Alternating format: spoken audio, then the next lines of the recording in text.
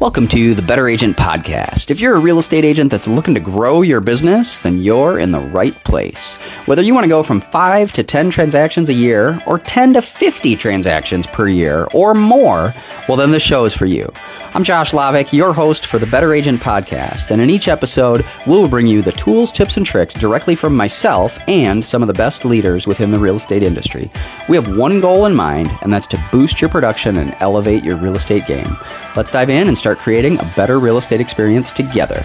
Welcome back to the Better Agent Podcast. I'm your host, Josh Lavik, and today we're talking about growth in your real estate business like we always do, actually. So that's what this podcast is all about. If you're a real estate agent looking to grow your real estate business, hopefully you get some value from our guests and myself and my 20 years in the real estate industry. I'm a team leader. I'm a real estate investor. I'm also still help clients buy and sell real estate as well, and based in southern Wisconsin. But today I've got a great guest with me. I've got Fred Van Buren, who is also in actually my market as well. So we're definitely in the same market. I think we've even done some deals together over the years. So, so I'm excited to have Fred on the show. He's worked with a lot of new construction and some developments and stuff like that over the years. So hopefully if that's an area that you're looking to grow in your real estate business, anyone who's listening, then hopefully you can maybe get some value from Fred and some of the items he's sharing in his journey.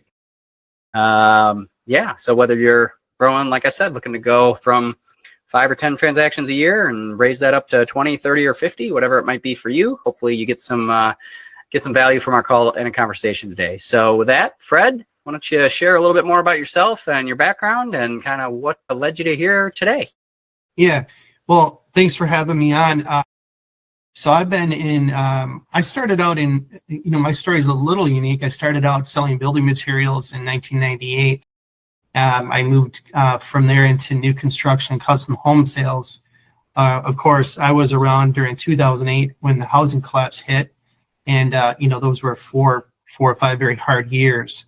Sure. Those led me to senior housing, where I spent 5 years in assisted living, memory care, and independent living.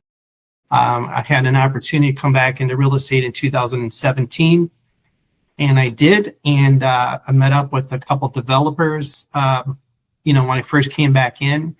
And one of the things that I wanted, that I was conveying to them, that there's this market of empty nesters or downsizers, whatever term you want to use, and having the knowledge from the assisted living was really useful. Case in point, in 2012, Kathleen Falk, our county executive, had done a study on aging. And she said by 2020, which now is already 5 years ago, or almost 5 years ago, there'd be 106,000 people in Dane County over the age of 62. So when I came back into real estate, that was a market that I really wanted to tap. And by luck or blind luck or whatever you want to call it, I was able to meet some developers and conveyed that message to them. And and went on to do a few different projects in the Dane County market. Yeah, so that's a great story. First of all, I was around also during 2008, 9, 10 during that collapse of the market, and things were tough for a lot of realtors, whether you were a buyer's agent or a listing agent, it was a tough time. There were fewer sales going around. That was definitely a tough time. So if you made it through that, you've seen a lot of kind of that market cycles, and that's definitely helpful. But you mentioned something that I don't know about how it's sitting with me, right? And that's the word luck, right? Because when I think of luck, I think of it's just chance, right? But you said blind luck, right? But was it really luck, or did you put yourself in an environment, or were you doing things to suddenly have luck appear? There's got to be more to that story, right? You don't just run into a developer and let's go build this $8 million complex or whatever. I haven't had that. Well, you're right. It was the luck factor was I'd started. So you're right. There was really no luck. It was all a calculated goal that I just, I'm that much of a genius that I was able to make happen. But in all seriousness, I had started a networking group when I was in assisted living. I met another guy who was a real estate agent.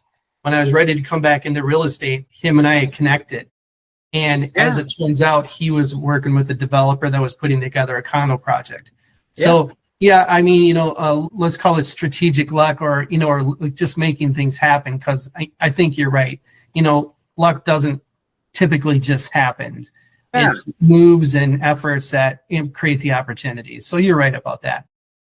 Yeah, you know what? And I say that because I've experienced it as well, right? I mean, I remember early on in my career, I didn't know how to build a real estate business either, but I had learned or was taught that part of being successful in real estate is having lots of conversations with people.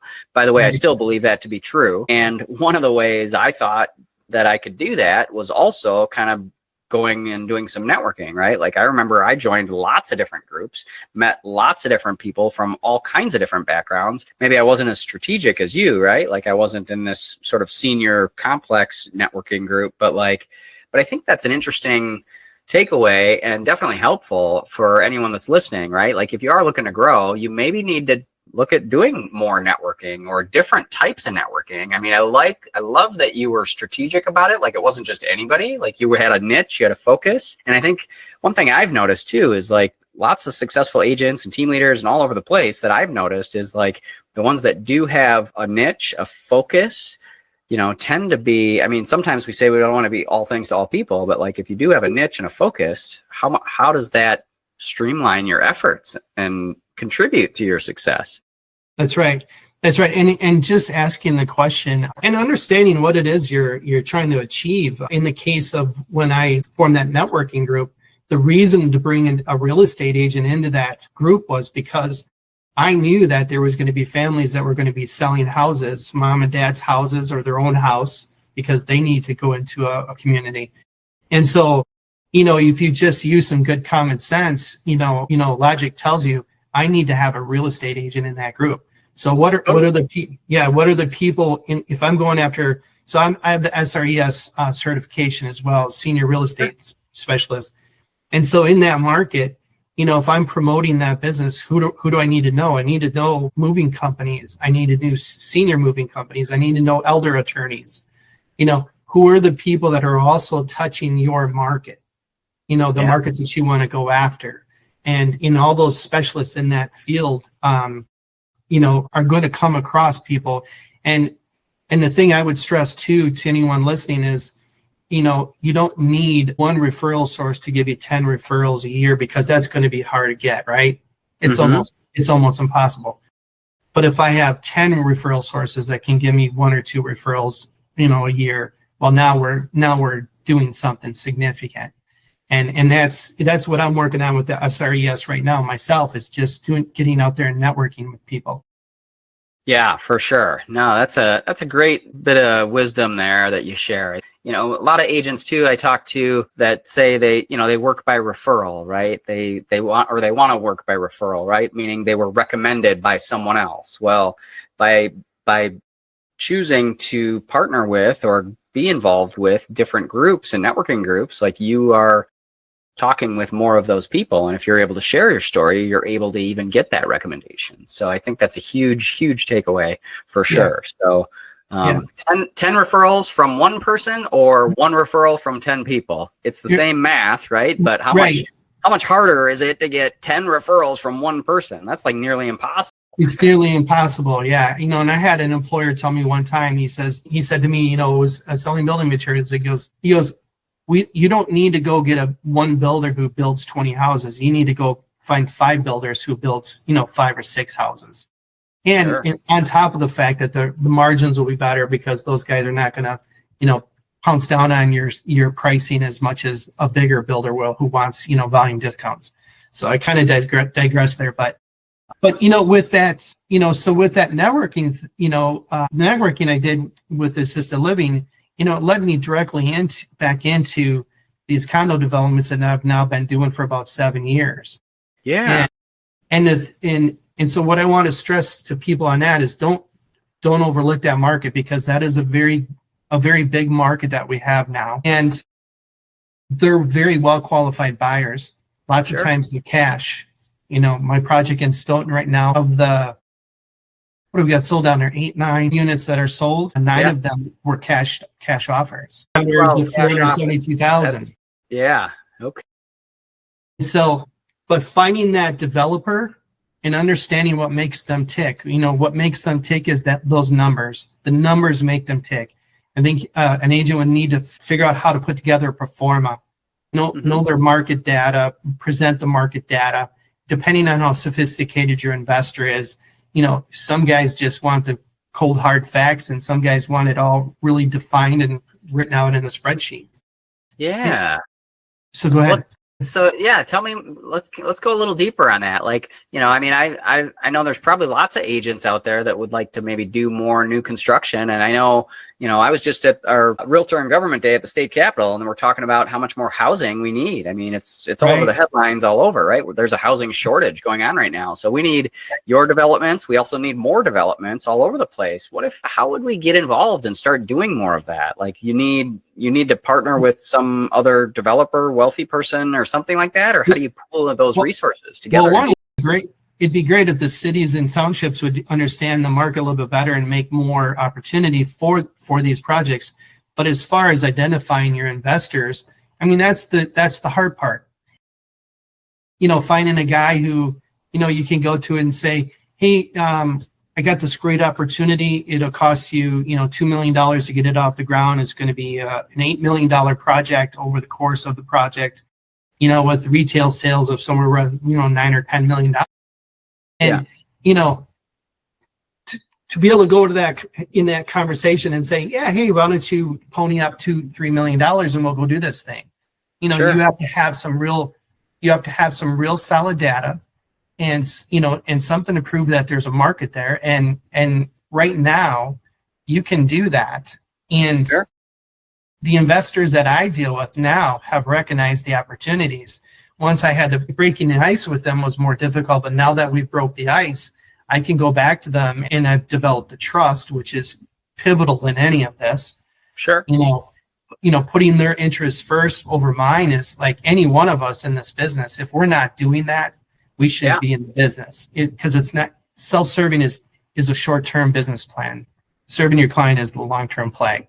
And those gals that are going to shell out $5-6 million, they want someone who's going to be honest with them. And with my investors, I've turned them down, or at least I've told them no. I don't turn them down, but I told them no on projects. And if they want to proceed, they can. But it's never, if I advise them not to.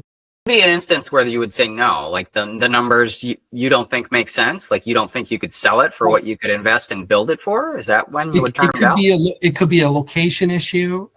I'm just picking a town at random. If I have an investor who says I want to build, 24 units of condos in Albany. Albany is not an obvious pick. Yeah. So I'm going to have to prove. But, as it turns out, you've got all that merging from Illinois now.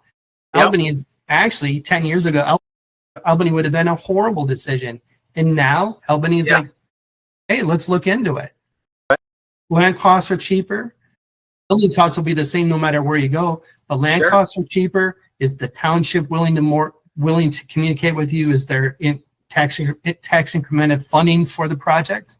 I'm working on a project right now in Cambridge, and there's significant TIF money available for that developer. Yeah. So, if you can go to a developer, if you can go to somebody that has money and wants to do something like this, and you can show them these things, and then you can throw in TIF money, that is a big deal. If they're savvy and they understand, they're going to know what a big deal that is. Because in this case here, it's $1.6 million paid back to the developer over a 9-year period. Wow. Okay. Yeah, that's significant. Huge. Yeah. Definitely.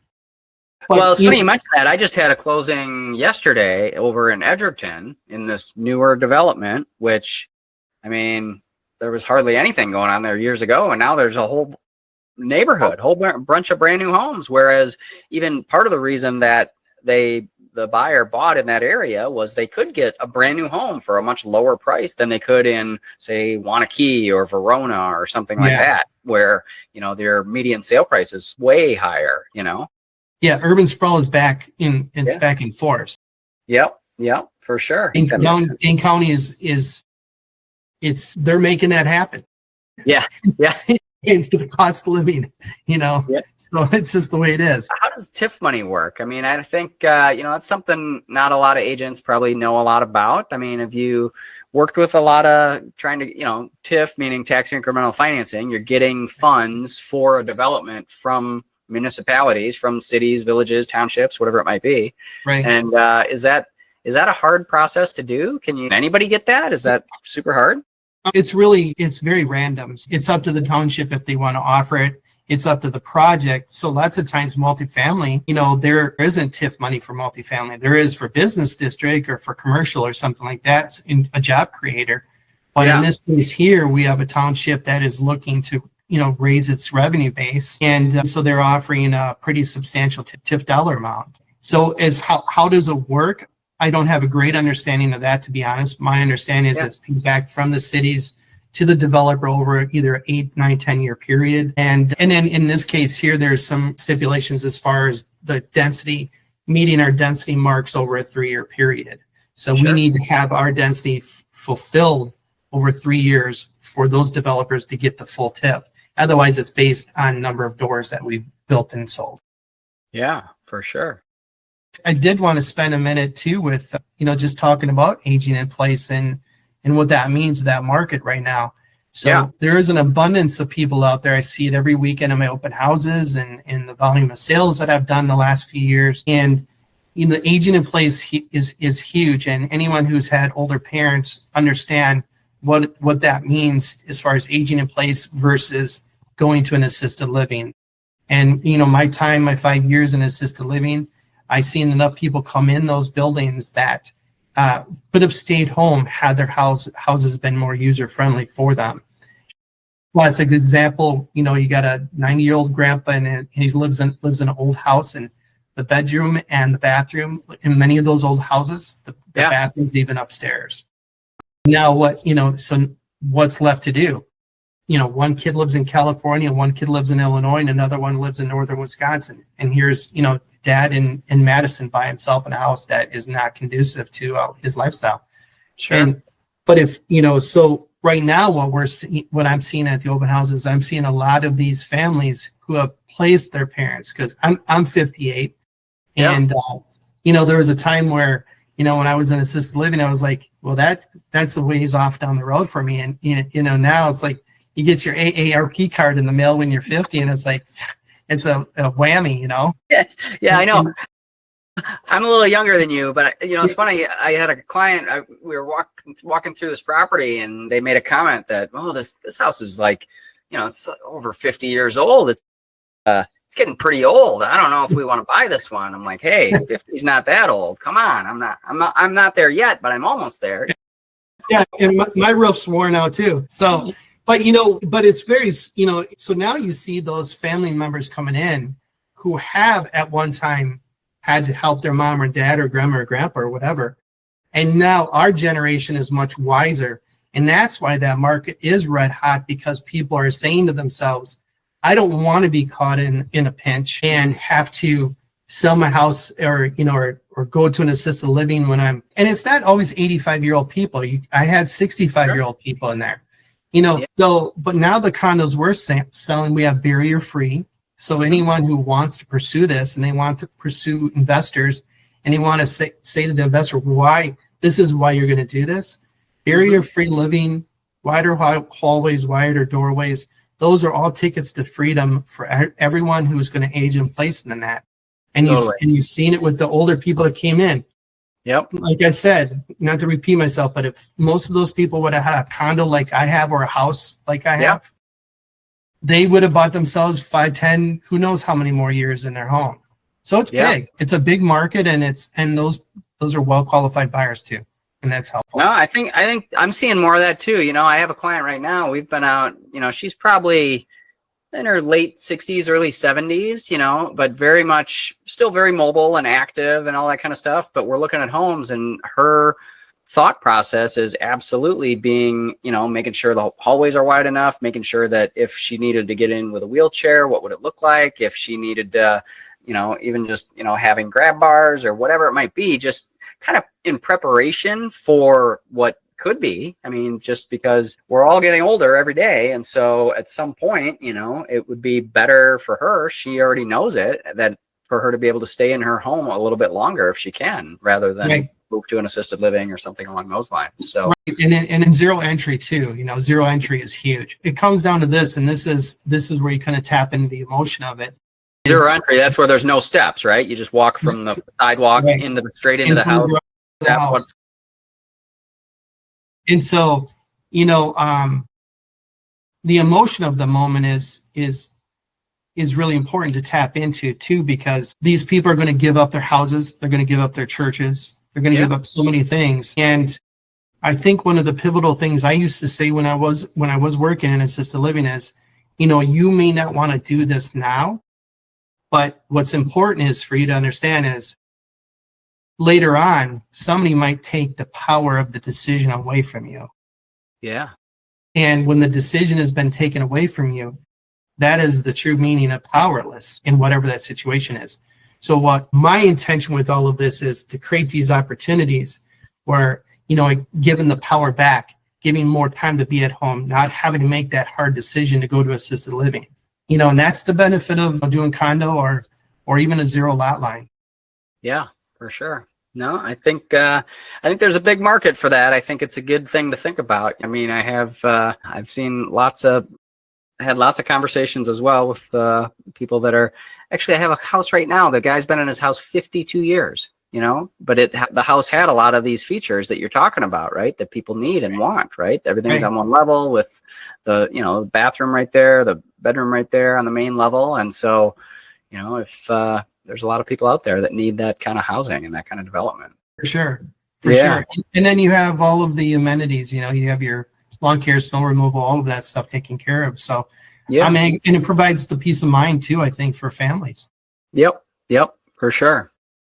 Well, cool. What about, so let's see. So we're talking about growth here, and obviously, we've been talking a lot about development.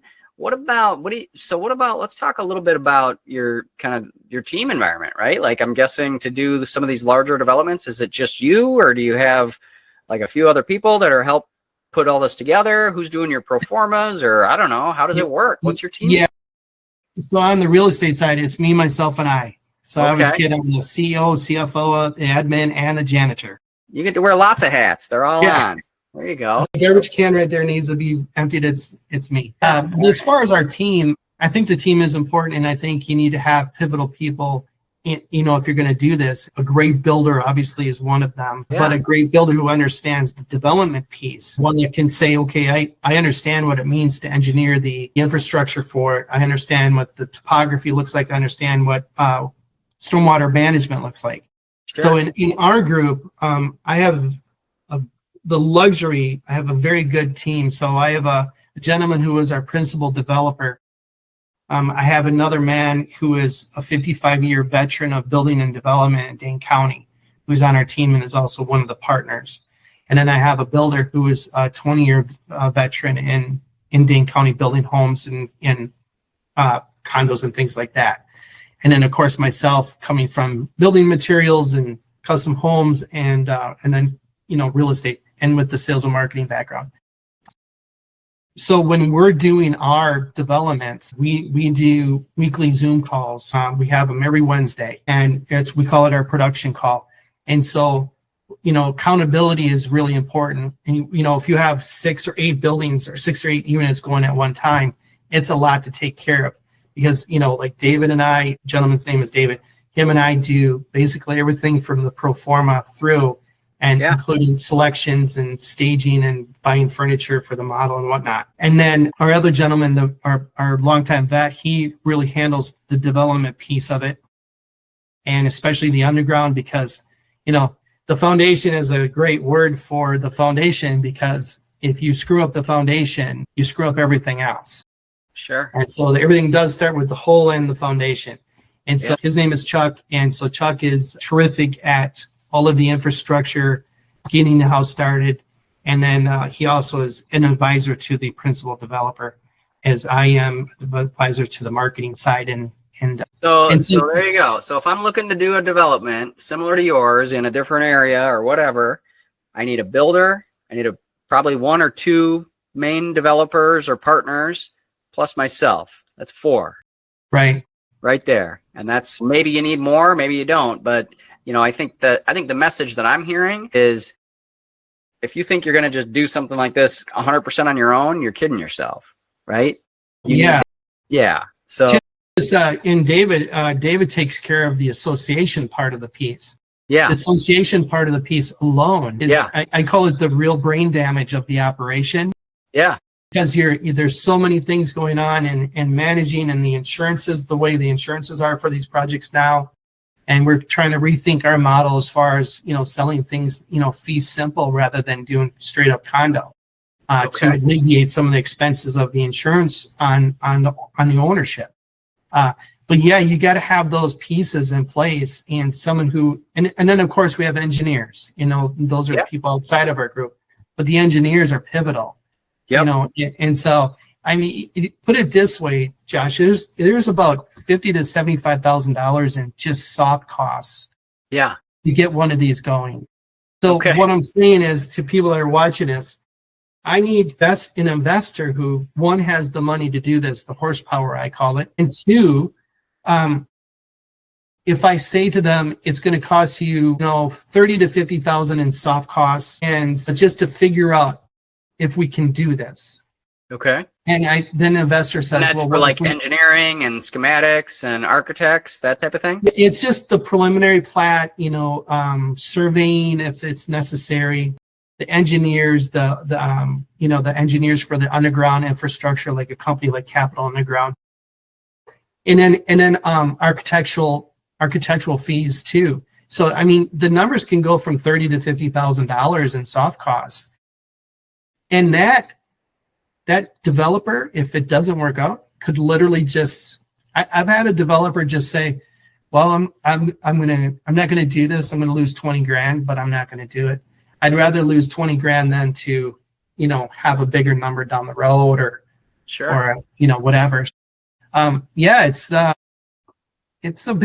big deal, and you got to have your team, and you got to have your pieces of your team and funding. Funding's got to be there. And when you're talking to these investors, you got to let them know up front, this is what it's about. It doesn't get any more real than doing this real estate development. No guarantees, and the dollars add up quick. Condo fees, but our condo documents are $15,000. Wow. Through amendments, the initial, and then amendments along the way. I think we're close to $15,000. Okay, to have an attorney draft all the condo docs and everything that's needed. Yeah, and there's been amendments. So I mean, I think the initial was like $7,000 or $8,000, but we've added on to it since. Got it. $450 an hour. Yeah.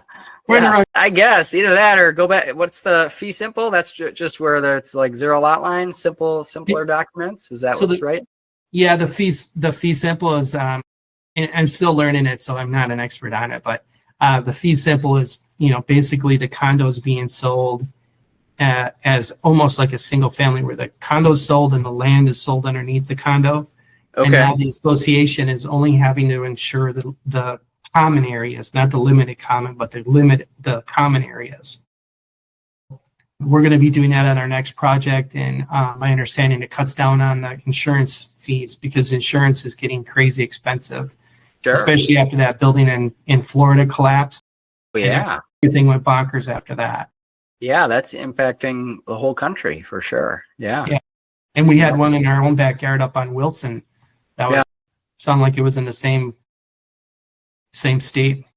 Sure. Ready to come down. Yep.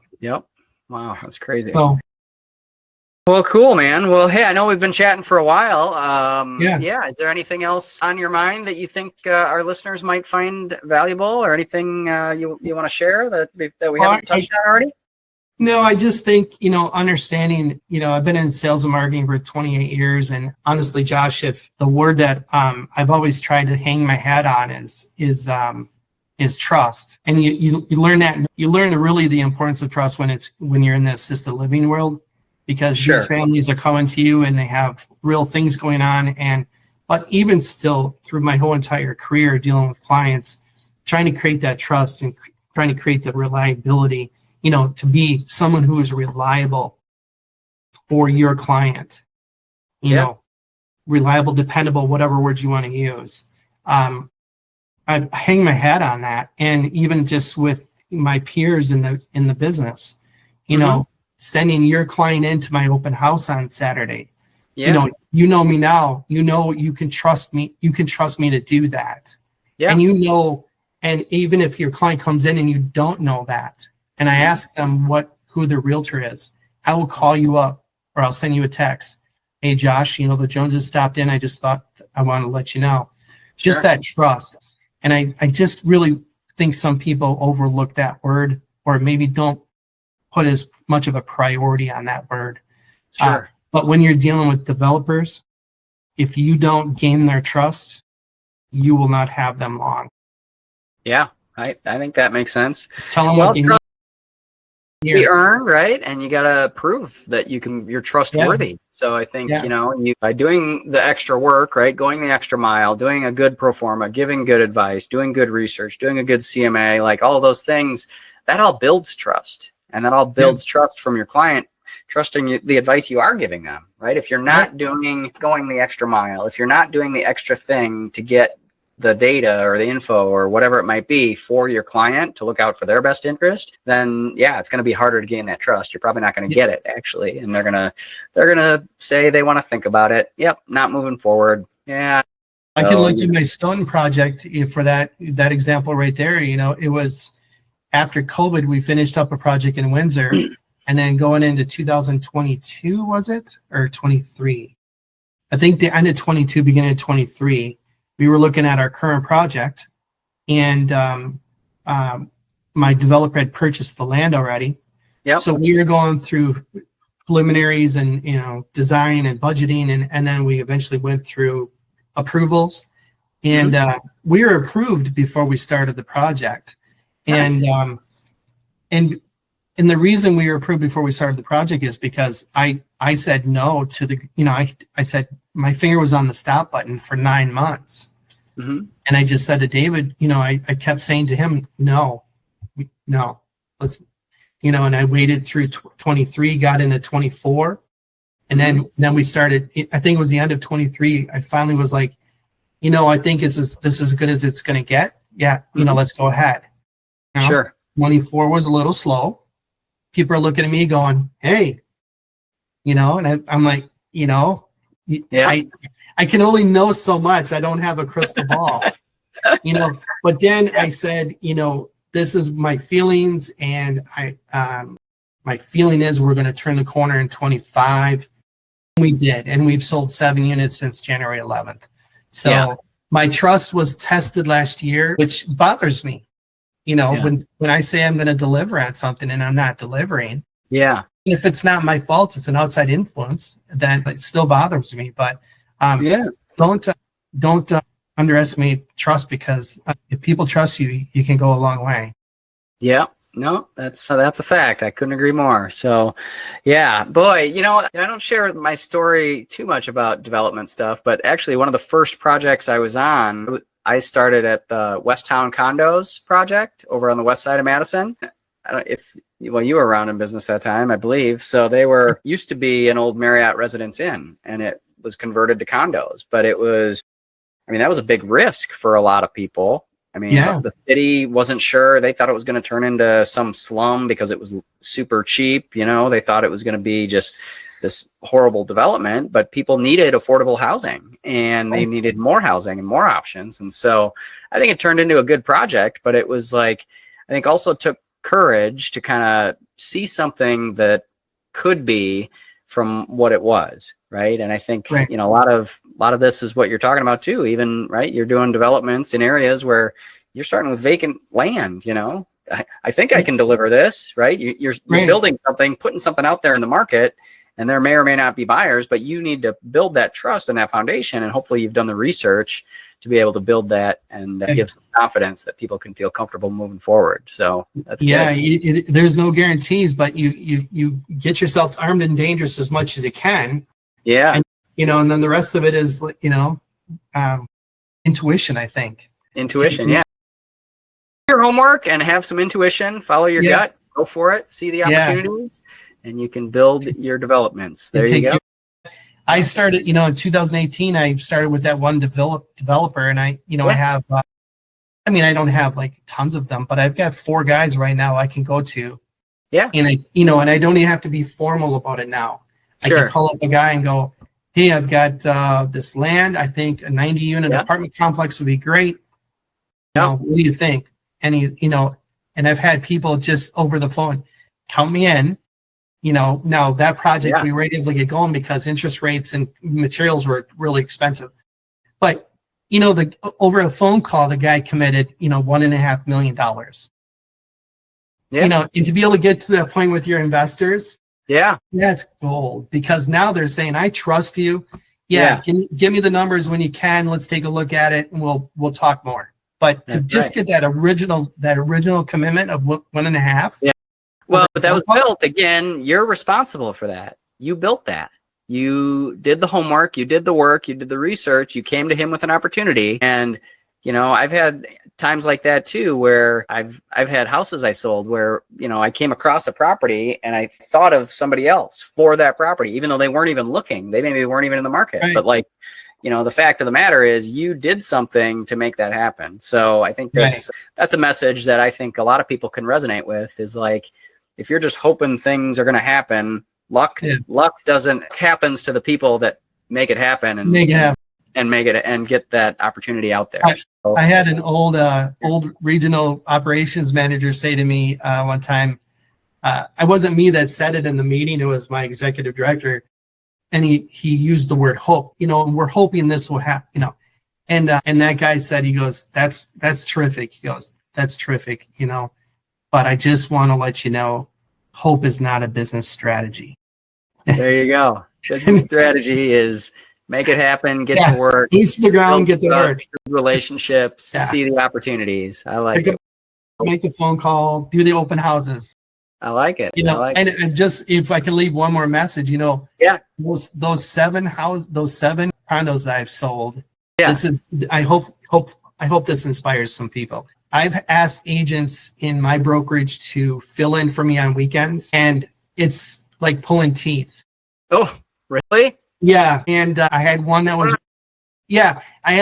working with me, and he did 2 months in a row because I was trying to take the last month off, because I do open houses every weekend, and I have, other than holidays, for 7 years. 12 to 3 Saturday and Sunday every weekend for 7 years.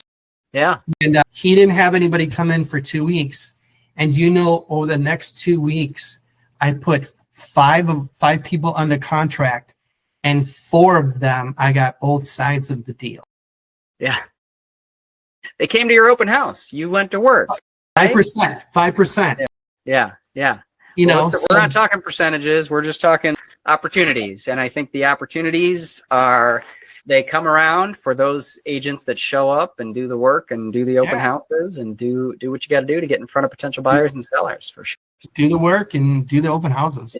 That's it. I love it. Fred, I appreciate you, man. I love what you shared on our show today, and I love the messages, and I hope some listeners got some value out of our conversation. Yeah, well, I appreciate you having me, and I hope somebody, and if somebody has questions, they can always call me too. So they can find me. Just look me up. Well, I'm not too far away. I live over in McFarland, so I'll maybe stop out down in Stoughton and check out. Every Saturday and Sunday, 12 to 3. Yeah. I'll stop in the next one. Okay. Very cool. All right, folks. Well, that's our episode for today. Again, you're listening to the Better Agent Podcast. I'm your host again, Josh Lavik, and I've got Fred Van Buren, and hope you enjoyed our episode. If you enjoyed this and want to listen to other similar interviews in the future, feel free to tune in, and either on your favorite podcast platform or YouTube, wherever is your desired place to listen. But hope everyone has a great day. And Fred, thanks again so much. Yeah. Thank you. Thanks for tuning in to the Better Agent Podcast. I hope you found today's insights valuable. Don't forget to subscribe and leave a review if you enjoyed the show. Stay tuned for more tips, Q&A sessions, and sneak peeks into our 21-day challenge. To get full access of our show notes and more details on the 21-day challenge, go to abetterrealestateexperience.com. Keep striving for greatness, and I'll see you on the next episode.